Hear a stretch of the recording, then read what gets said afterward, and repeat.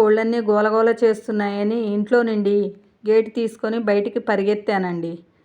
మా ఫామ్లో పక్కన కుక్క కనిపించిందండి.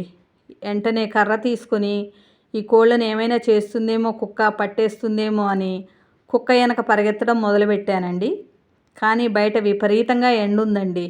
ఆ ఎండలో కూడా కుక్క వెనక పరిగెడుతూ ఒక దగ్గర కుక్క మాత్రం నాకు అందలేదు కానండి, ఒక దగ్గర అలసిపోయి ఆగిపోయానండి. చక్కగా ఒక తీగ కనిపించిందండి, బుడమకాయల తీగ. అది ఎప్పుడు మొలిసిందో నేను చూడలేదండి. మొలిసింది, పెద్దదయింది, చక్కగా ఇగో ఇలాంటి కాయలు కూడా వచ్చేసినాయండి. ఈ కాయలను చూసిన తర్వాత అండి కుక్క సంగతి మర్చిపోయి ఈ కాయలు మళ్ళీ మర్చిపోతానేమో అని ఈ కాయలన్నింటినీ కోసుకొని అంత ఎండలో కూడా అండి చక్కగా కోసేసుకొని నేను ఇంట్లోకి వచ్చానండి. ఇంట్లోకి వచ్చిన తర్వాత కుక్క సంగతి గుర్తుకొచ్చిందండి. మళ్ళీ ఫామ్లో చూశానండి, కానీ ఆ కుక్క ఎటుపోయిందో కనిపించలేదండి.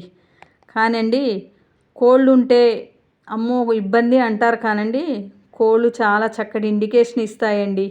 కుక్కలు వచ్చినా, కొత్త వాళ్ళు మనుషులు వచ్చినా, చిన్న చిన్న పాములు వచ్చినా, చిన్న పాములను అయితే అయ్యే అటాక్ చేస్తాయండి. పెద్దవి వచ్చినా అవి ఇండికేషన్ ఇస్తూ ఉంటాయండి. ఎందుకబ్బా కోళ్ళు ఇలా గోల చేస్తున్నాయని మనం వెళ్తే బయటికి చక్కగా తెలుస్తుందండి.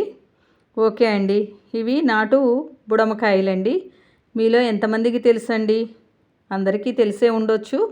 కాకపోతే చూసారా ఎంత ఫ్రెష్గా ఉన్నాయో, ఎటువంటి మందులు కొట్టని ఆర్గానిక్గా పండినాయండి. వాటంతట అవే పడి ములిసి పండిన కాయలండి. నేనైతే 3 రకాలుగా యూస్ చేస్తానండి వీటిని. కూర వండుతాను, ముక్కల పచ్చళ్ళలా చేస్తానండి, పప్పులో వేస్తాను. మీరు ఎలా వండుతారండి? మీరు ఎలా వండుతారో కామెంట్ బాక్స్లో చెప్పండి.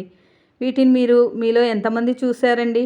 ఇంత స్వచ్ఛమైన నాటు బుడమకాయలండి. చూసారా ఫ్రెండ్స్ ఎంత బాగున్నాయో? అలా చూస్తే తినాలి అనిపిస్తుంది కదండి. అలా ఉన్నాయి. ఈ బుడమకాయలు నచ్చితే ఒక లైక్ ఇవ్వండి, షేర్ చేయండి, నా ఛానల్ సబ్స్క్రైబ్ చేసుకోండి. Okay friends, thank you.